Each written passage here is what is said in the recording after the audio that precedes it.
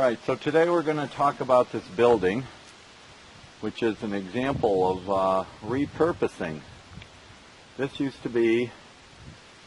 building was designed and built in the early 80s. It's a conventional design for raising pigs, confined pigs. The building's 24 by 120 and it has a platform on the end, so the whole structure is 136 feet long. It's a long, thin building, which is as a pattern for a house is actually excellent. Even though I kind of loathed this building because I didn't know what to do with it for years, and now it's my house and serves all kinds of useful purposes. So this is the north side of the building that we're standing on the driveway here, and the trees that you see, we planted these trees. Those two are actually volunteers. They came in with some town leaves. These willows my son planted. So this is a very functional side of the building in terms of domestic kind of things. So we've got our firewood processing, storage and processing operation here, very close by to where it's going to end up. We'll just go this way. And we've got parking, so we can back right up to the cooler, which is off the kitchen, for our market gardening operation. We've got a shed here, which we built, to cover the summer kitchen and provide some storage and workspace. Right now it's a bit cluttered. There's always things coming in and out of this place. We take mostly what goes out is produce, and mostly what comes in is all kinds of resources, things that people give us, things like coffee that we get from a coffee store, and we put it in our compost and dump it around the trees. So there's all kinds of resources around. They may look like junk, but to us they're resources. So we'll just take a shot of the summer kitchen here, which even though it's summer, we haven't been using it because we've been just too busy. So this is a rocket stove. It's a very efficient little cooking structure that can cook potatoes as fast as a gas stovetop, with very, very little wood. With less than a shoebox of wood, we can cook a big pot of potatoes on that rocket stove. And this is our Cob Oven, which has been a little bit problematic, but we've had to do some retrofits to it, like I insulated the floor and added some insulation. It really we weren't well advised building it, and a proper oven, I think, should have a lot of insulation. But it works. We can cook bread in it, we can cook a turkey in it, we can cook pizzas in it. Takes about an hour and a half to 2 hours of burning to heat it up, and away you go. So the more insulation you have, the longer the heat stays in the oven. Anyway, we'll just move if you can see down the angle down there, that's an attached outhouse that we have. This building, most of the doors in this building we have added, and most of the windows we've added. So let's just back up this way. Every corner, all of the water that falls on this building is caught until our cisterns are full, or our barrels are full. We can just, show some details. So So we do water catchment. We've done water catchment from the start with this building. So this is a very handy barrel. As we're coming by from the gardens, you can rinse off produce, you can wash your hands, whatever you need. Of course, by raising the water up, it gains a lot more utility through gravity, since if it was sitting on the ground or in the pond, you'd have to lift it, but since it's lifted, it will drop. There's another barrel. You can just come right in here. This is a very handy room. I call it the sunroom. There's another barrel in here. This was my first water catchment to serve my room, and it's very simple. There's just a hose. I'd like you to show this detail up here. All I have to do when I want to refill my barrel is just get up on my little perch and push that in there. So we've bypassed all the fancy arrangements that they make for washing the roof off and then having it automatically switch to catchment by just doing it ourselves. So usually I wait till it's been raining for 20 minutes or half an hour, and I feel like the roof is cleaned off, and then I just attach it. And we do that with all of our catchments. It's very simple. There's really not much that can go wrong besides forgetting. So, and back in this room again. This room started out as a nursery way back when, but once I moved into the building, it became something else. Right now, this is a very dry room, and in the winter especially, it's a very sunny room because the sun spends most of its time in the west, southwest, and it's low in the sky, so this room gets a lot of sun, which helps dry the wood, which is where we store the wood, and most of it is transported right into this room here, my room, or into the kitchen. We can store probably close to 2 cords of wood in here. I make all the kindling in here. This gear here is an inverter for our solar operation, for our solar panels, which you might be able to see through the window. So it also stores and protects the batteries, this room. That's an investment there. So we still have the grid, which right now we use the 220 from the grid to run the submersible pump and our compressor for our cooler, which is pretty necessary to have both of those things to run a market garden. They could be converted to 110, but I haven't done that since the 220's working. You can also panel on the wall here, Annie. So this room also it stores tools. Because our infrastructure is kind of strung out, involves a lot of walking, I tend to keep sets of tools in different places, and this is one of them. So this wall here is an earth plastered wall. We had a little fun with the artwork, and it's wainscoted with used metal, which is very handy to throw and pile firewood against without causing any damage, and it will last a long time, and it also keeps any rodents from chewing in to my wall. So yeah, and we also have a clothesline in here, so that's another function for this room. And this is where the power comes into the building.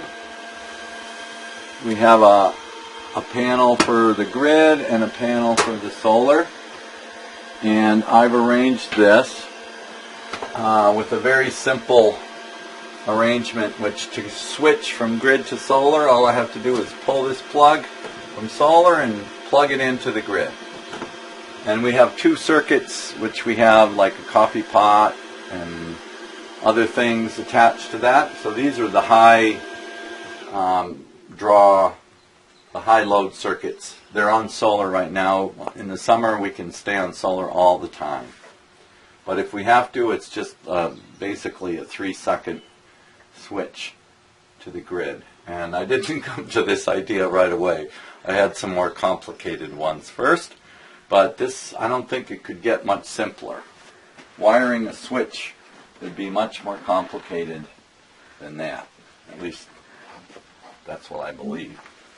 Okay, so we'll come out here.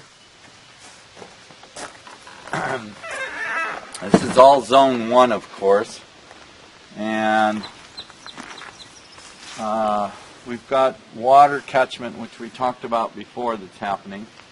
But that way, that's a zone 1. I go there all the time. That goes to the nursery and the tractor barn, and I'm always going there. This is zone 1. We've got this soil here that was banked up along the building was very hard clay from the pond, from this pond. And so, you know, it won't grow just anything, but it grows beautiful rhubarb, which shades this area in the summertime, which is nice. This one's going to seed. It's very beautiful. And anyway, it's very low maintenance. I get a harvest, I get a yield of rhubarb from it in the spring, and that's about it. We let some flowers grow. This is a volunteer. The yield we get off of this is mostly goat food.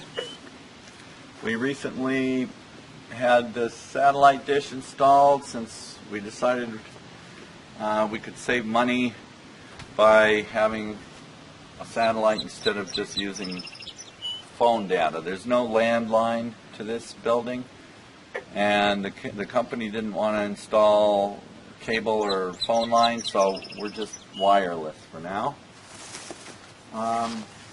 These are our solar panels, 1,700 watts. They're turnable. In the summertime, in the morning, this is the way we want it, and by evening, we're facing about 180 degrees the opposite direction. So by doing this, you actually gain 30% more sunlight. So on a system like this, which cost me about $15,000, I get 30% more return by having installed this post, which you can do this with motors, which would cost thousands of dollars more. So we just adjust it manually. I like to do things manually because I can then usually repair it, and I can also I know how it works. I don't need to buy any parts for that. So more zone 1 here. So this we're entering a real serious microclimate here because we've got a southwest exposure that way. We're 22 degrees off of solar south. But that's good enough. So we've got a, I don't know, you can't really see the pond. We've got ponds pretty much surrounding the buildings. And out here we've got strawberries against the building.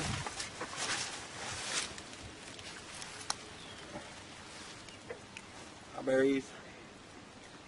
And we've got peaches. There's 3 peach trees. They're doing wonderfully. It was a very difficult spring for certain fruits. Some people lost all their peaches. Ours are doing fine. A lot of edge happens when you have a 136 foot long building. So we've taken advantage, I think, of most of those edges. This one is quite wild. I'm trying to change from, grassy, weedy plants that I can't get much yield of off of other than as goat food to more herbaceous stuff that we can actually use. We have a tremendous amount of this elecampane, which spreads like crazy. It's actually very useful. The goats eat it. It's a great dynamic accumulator. The seeds, birds feed off the seeds in the winter time, but it's gotten a little out of hand, so I've been trying to control it a little bit. We use it for mulch, just like cutting and dropping with comfrey. And it also creates a great edge, and it gets quite big if you let it. We'll see some that are much bigger. So there's good King Henry growing in here, which is an early spring perennial vegetable. There's a lovage plant here. This is a zone 1 growing area, as I mentioned. It's a microclimate, so our fruit trees are here. There's an apple tree right there. There's a grape here, right against the building. Seems to be doing very well. We have one of our worst weeds is bindweed, which is it's going to win the war, I think. I try to win battles, but it's going to win the war, no doubt about it. Anyway, this grape is doing quite well. And then you can see down there is more peach trees. And you can see the attached greenhouse, and we're headed that way. So if you can just step carefully here, you can walk right through here. And you can see, it'd be good to get an orientation. There's a pond right behind those solar panels. That's pond 1. The water drains down, emerges into a spillway, and drains down into pond 2, which is mostly a habitat pond for ducks and frogs and blackbirds, and it adds to the microclimate. But because of where it is, we don't really use it as a reservoir for water because we have another more useful pond, which we'll have a look at. So this area, in order to create an elevated building, you can see where the dog is. She would have been in space, standing in space. This building was, that's a 6-foot concrete wall, and it was completely exposed with a concrete pad, which is how they cleaned out the pig manure through the cleanouts, which are mostly covered now. And anyway, most of this earth material, all of it, came from the pond. So the excavator just built a berm along the building there, so that actually made the building a little warmer too. And so we've really taken what was a kind of a desolate, useless frontage of this building, and now it's growing all kinds of things. But when they excavated, they pushed all the topsoil away, so I was faced with this area here, which you could barely sink a shovel into. And so we planted it with basically shallow growing herbs and flowers and things. And it's taken a long time, well, almost 10 years now, but the soil is actually starting to become loamy, and it's growing some nice plants. So we have a currant bush. We have some hops growing here under our outdoor room here, this pergola. And basically we call this the herb garden, and it's more actually zone 2 or even 3 because we don't harvest from it that often, although we do pass through if we're going certain places. There's a lot of options for pathways here. Anyway, we'll quickly enter the building. So I had this greenhouse already. It was about 200, 300 feet away from here, and I moved it and attached it to the building. And this frame, this wooden frame structure I call the glass house, was our design solution for getting this profile of 20 by 10, 20 wide by 10 at the peak, to attach to this building. You're going to be overwhelmed by a fig tree when you come in, but just come on by it. And so this is a serious energy catching spot. A lot of light and heat come in here, and they're caught by, a lot of heat is captured by this stone stairway, which is built from stones from here. And it's a great spot to hang out in the wintertime. The figs, obviously, you can get if you come up here, you'll get a shot of how thick the trunks, stems of these figs are getting. So these figs are about 9 years old now. They were planted almost immediately. Actually, no, that's not true. They were planted in 2009. So yeah, they're 9 years old. And we've gotten quite a few fig crops.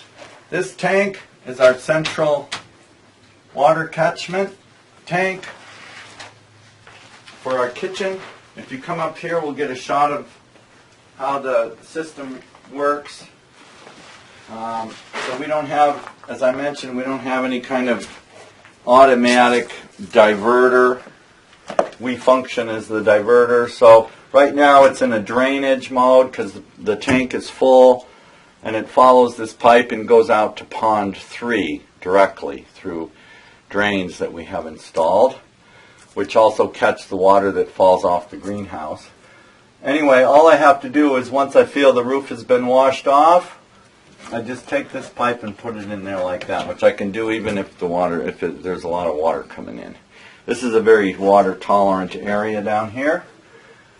When the tank is full, just put it back in there, and that's it. We have a screen, and we can see the water. We do run it through a Berkey filter before we drink it, but the water's clean. You can look at it if you want. And we have a new metal roof with baked on paint and rubber washer screws, so the water's pretty safe. This is our bathhouse, which was a relatively recent addition of about 2 years. We used to take a shower right here out of a bucket, and now we have this, which there's a barrel inside the common room, which we fill manually from this bottom tank, which is just a secondary tank. I'd like to have one stainless steel tank here, and that might happen, but right now this is what we've got. So our bathhouse is actually also a sauna and a shower, so we can shower in here. Everything's manual and gravity fed. There's really nothing that can go wrong, nothing that we can't fix. There's a wood stove in here, and this is a super insulated room, and it is a sauna. And in the wintertime, in the middle of the winter, on the coldest day, you can come in here and light that stove and have a nice, hot, prolonged bath. Okay, right now we've got our turkeys. This is their night pen. We overwinter ducks in here sometime in this greenhouse. It's just a very nice space to come into in the wintertime, and obviously we're growing some market crops in here right now. And our watering for the greenhouses, I mentioned the submersible pump. This building had a well, and it still does, and so we're using it to water the greenhouses. And okay, so let's just keep going real quick here. So this side, we're getting into some livestock now. Here's some elecampane plants, which have already been cut once, and they're regrowing. We've recently made a change. Our compost has been there for all these years, but now we've switched it inside this poultry pen.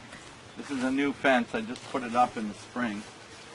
And this is our new compost pile. And I think it's a much superior location for it because it's already shady, and the birds have access to it, and they really like it, and it's much better for it to be in shade. These are nut trees mostly. This is a mulberry, a weeping mulberry, and then there's walnuts, and none of those have started to bear yet. They're less basically less than 10 years old. There's some northern pecans, and there's some shagbark hickory, and lots more alecampane, which we also can add to the compost pile if we want to. And okay, so then we have this area, which is relatively new. Again, this was just a really barren spot. You can see the exposed concrete. So here we have a different situation. This is very recent. This deck was built last summer, and that we call that the sun deck. That was built. That also serves as a winter catchment for sunlight to bring some passive solar into that room. And that's what's going on there. We've got a little bit of cultivation here. These are our blueberries. We like to keep them close because we have blue jays, and it's easier to protect them also with the hazelnuts when things are close to the building. Okay, so we've got an A-frame for our turkeys. When they get bigger, they spend the night in there, and then they go wandering during the day. This fig is the same age as those figs, but it's stuck in this big pot, and it's actually a different variety, but it has amazingly good, I think this is a mission fig. The figs are much darker and a little sweeter, and it has a different growth habit. It's not nearly as vigorous as those, and I think it probably has almost as much soil, so I'm not sure that's what's holding it back, but I'm actually glad it's not too big. So, okay, so we'll go in through here. It's called the common room, which, even though it's attached to the greenhouse, it's actually a very shady room. And we do classes in here and workshops. It's cluttered with stuff. There's been some construction going on, so things are still cluttered. We've been hulling some of our corn in here. We store some things in here. This room has a clay floor. The barn had concrete, and the floor had actually collapsed a little bit and had quite a slope to it, so we leveled all that with sand and made this is about a 3-inch thick clay floor, two layers, all patted down by hand. We did have a rocket mass heater, which I just tore out this spring. There was a barrel here, and it ran through 28 feet of pipe through the bench and out through the same chimney, but it really wasn't doing the job that I intended for it. So I decided after 4 years to just tear the barrel out, keep the bench, and install a wood stove. Mostly we need this room occasionally, and we need to heat it up quickly, and the rocket mass heater wasn't appropriate for either of those. So anyway, you can feel how nice and cool this room is. There's a tremendous amount of mass in here. So this building, if you can get a little shot of this concrete wall, which stops about here, those were the stalls that separated the pigs, and there was a concrete wall 3 feet high every 8 feet. That one happened to be exactly where I wanted that wall, so I left it. And everything else, the concrete is out there under berms or in pathways or whatever. We didn't send anything anywhere. There was really no rubble that left the site. So, yeah, down here we've got some bedrooms. This door we installed, there was only 2 doors to this building. It was awful. So this is a nice room that we're getting ready for a couple that's going to come. And got a lot of cob and earth plaster. That's our Mother Oak tribute wall. This was the first cob wall I ever built. It's actually got quite a bit of wattle inside of it. All very inexpensive. More earth plaster, and then there's more. There's another Kate's big bedroom down there. And then we're almost done. We'll just move in to the kitchen. Well, so just to give you an idea of some of the stuff that we do, I grow flint corn for storage, and we husk it, run this through, and this takes off the kernels from the cobs, which we then turn into biochar. So it's very handy to have a big room like that. We might even be able to thresh wheat in this room if we wanted to. Anyway,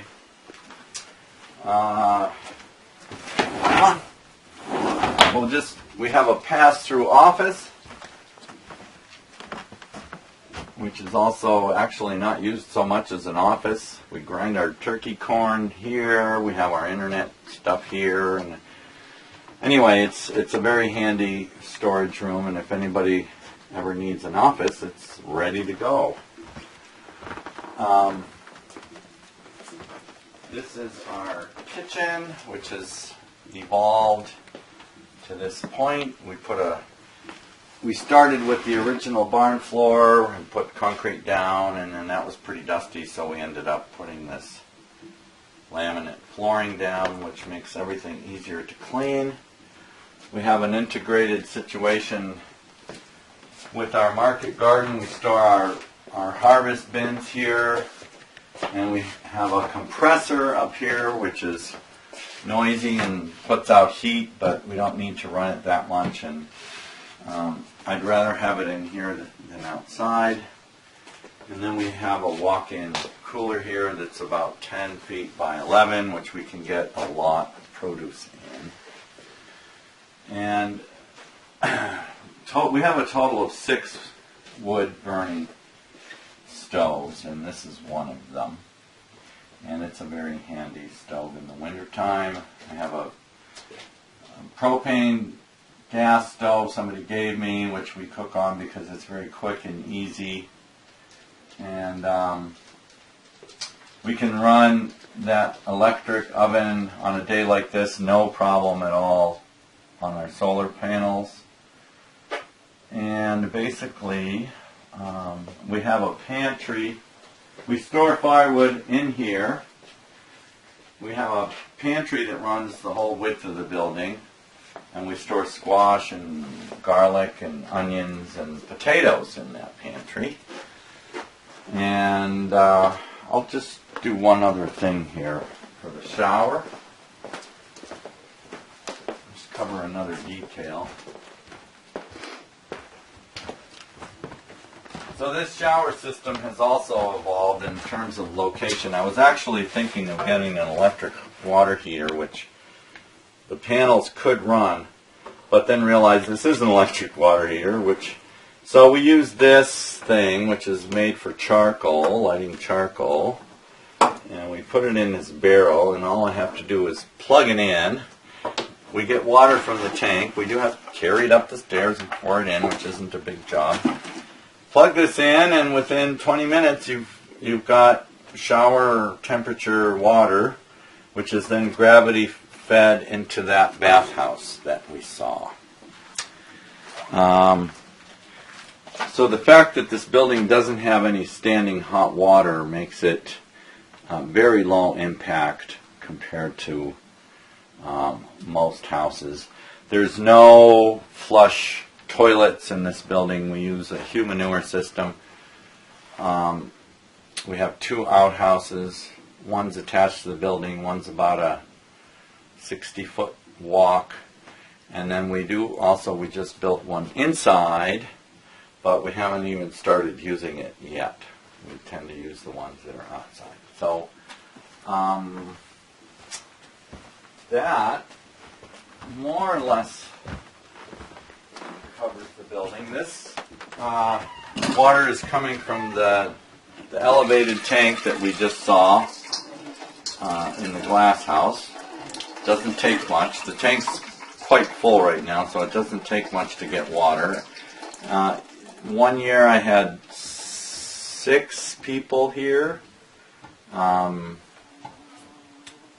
a fairly hot, dry summer, and even though it's only a 550-gallon tank, we never really got much past the halfway point. And you know, we have options for water. We have those other barrels, and if you're frugal, it's amazing how little water you actually need. So we do, when we go to the market, we pass an artesian well, and so when I'm going to the market, then I get water. We just take our bottles and fill them up for pennies, and so it's very excellent water, and we're passing right by. So we do import some drinking water. And that's, I think, it for the building. So that little white kid right there was born yesterday afternoon.